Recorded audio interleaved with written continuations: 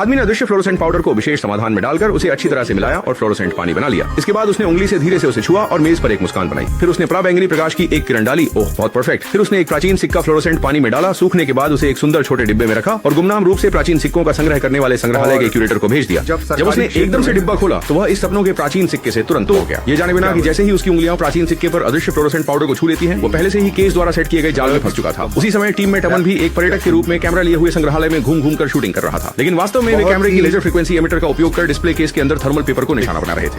Heat sensitive alarm system. और जैसे ही museum के 8 नंबर प्रदर्शनी काउंटर का अलार्म सफलतापूर्वक सक्रिय हुआ, उसके अंदर रखी अमेरिकी स्वतंत्रता की घोषणा तुरंत ही पूरी तरह स्वचालित सुरक्षा प्रणाली के द्वारा भूमिगत तिजोरी में पहुंची। क्यूरेटर को सूचना मिलते ही वह जल्दी से आने लगे और कीबोर्ड पर तिजोरी का पासवर्ड डाला, बिना यह महसूस किए कि उनके हाथ पर लगा फ्लोरोसेंट एजेंट पहले ही अलार्म पर रह चुका था। नगर प्रमुख की तिजोरी अमन ने मौके का फायदा उठाकर संग्रहालय में प्रवेश किया। छोटे कैंची से धीरे धीरे फूशान गैलरी को खोला और सावधानी पूर्वक दुखदायक कैमरे के ट्रांसमिशन लाइन को पाइप में डाला। संग्रहालय की निगरानी लाइन पर जैसे ही संग्रहालय की निगरानी अनुमति सफलतापूर्वक हैक की गई, अमन ने तुरंत सभी कैमरों को स्थिर स्थिति में बदल दिया और फिर तकनीकी मरम्मत कार्यकर्ता के रूप में छद्मवेश चालू कर दिया। चोरी रोधक प्रणाली की मरम्मत के बहाने धीरे धीरे संग्रहालय में दाखिल हुआ। फिर तेजी से वॉशरूम में गया, सूट उतारकर सजीव पोशाक में आया, बाल ठीक किए और शिष्टाचार के साथ पार्टी में शामिल हो गया। तत्परता से निदेशक को एक ग्लास शैंपेन दिया। साथ ही किसी और ने निदेशक से हाथ मिलाने की कोशिश की और मौका पाते ही उसके हाथ से ग्लास ले लिया। माफ कीजिए, मुझे थोड़ा संदेह है कि मुझे थोड़ी पेशाब की जल्दी है, कहकर वो तुरंत पीछे हट गया। फिर मौके का फायदा उठाते हुए जब कोई ध्यान नहीं दे रहा था, हाथ में पकड़ी कूल आइस को फेंक दिया। पीठ पर लटकाए प्लास्टिक बैग को निकाल लिया। फिर से टॉयलेट में जाकर तेजी से पहले से छिपाया हुआ टूल किट निकाला, उसमें से फिंगरप्रिंट एक्सट्रैक्टर निकाला और उसे एक बड़ी सी लिक्विड में डाल दिया।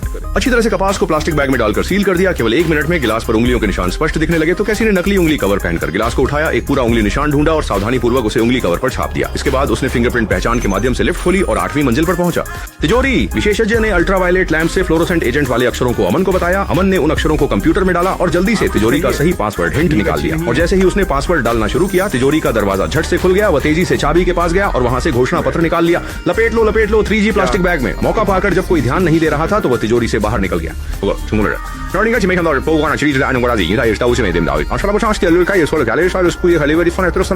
क्या इसके पीछे कोई खजाने का नक्शा है? इसलिए क्यूरेटर ने कैची के साथ सहयोग करने का निर्णय लिया और $10 अरब की कीमत वाली अमेरिकी स्वतंत्रता घोषणा को मेज पर फैला दिया। फिर उन्होंने एक कॉटन स्वैब निकाला और इसे नींबू के गूदे पर बार बार रगड़ा। जब स्वैब नींबू के रस से पूरी तरह भिगो गया तो उन्होंने उसे सावधानी पूर्वक स्वतंत्रता घोषणा के पीछे लगाया, क्योंकि आदमी बजट के माध्यम से छवि को प्रकट करने के सिद्धांत का उपयोग करके देखना चाहता था कि क्या स्वतंत्रता घोषणा में उनकी कोई छवि है। जंपाओं में छिपा हुआ चोर का नक्शा तब तक कुछ नहीं दिखा जब तक कि स्वतंत्रता घोषणा पूरी तरह से ग्रस्त नहीं हो गया। इस समय पुरानी ज्ञान ने अचानक याद दिलाया, अगर इसे गर्म किया जाए तो, इसलिए झटपट असहमति जताई और लगातार फूंके मारने लगे। वास्तव में गर्म करने के बाद स्वतंत्रता घोषणा के पीछे छिपी हुई जानकारी प्रकट हो गई।朱可那个吹风机不停的随着他们记录一下独立宣言上所有的隐藏信息后，发现这些数字压根不是什么地图坐标，反而更像是毛宗密码。于是阿曼经过每日每夜的电脑破译，最终研究出这些数字竟然都是 X 多面值美元的设计参数。开心立马掏出了一张100元大钞，利用创建折屏的放大效果仔细观察。而当他每炒被面印刷的स्वतंत्रता स्मारक पर घड़ी दोपहर के 2:22 पर रुकी थी। फिर तुरंत अपने साथियों के साथ स्वतंत्रता स्मारक पहुंच गए। घड़ी टावर में घुसने की सेवा बाहरी लोगों के लिए उपलब्ध नहीं थी। इस समय घड़ी का मिनट हाथ 22 मिनट की स्थिति में था। कैची ने नीचे की ओर देखा। घड़ी टावर की छाया एक ऊंची दीवार की ओर इशारा कर रही थी, इसलिए वह तुरंत ऊंची दीवार के पास गया और उसकी नजर एक विशेष चिन्ह वाली लाल ईंट पर पड़ी। फिर कैची ने एक छोटा चाकू निकाला, ईंट के चारों ओर के सीमेंट को काट दिया। जैसे ही ईंट को सफलतापूर्वक निकाला, उसके अंदर 5 मिलियन मूल्य का एक पुराना चित्र छिपा था।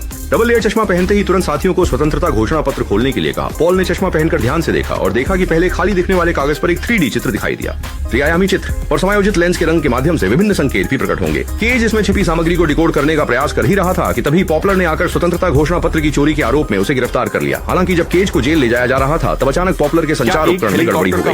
अचानक हवा चली, खड़खड़ नीचे उड़ान, जिसने फुबोले की आंखें पूरी तरह बंद कर दी। तभी एक बूढ़ा गंजा व्यक्ति न जाने कब कैजी के पास आ गया और उसे बताया, पानी में कोई तुम्हारा इंतजार कर रहा है। फिर वह मुड़कर चला गया। कैजी थोड़ी देर के लिए चकित रह गया, लेकिन वह फुबोले की नजर से बचकर अचानक समुद्र में कूद गया। एक गोताखोर तुरंत कैजी के पैर पकड़ लेता है और उसे सांस लेने के उपकरण लगा देता है। इसके बाद पानी के नीचे रोबोट चालू कर दिया।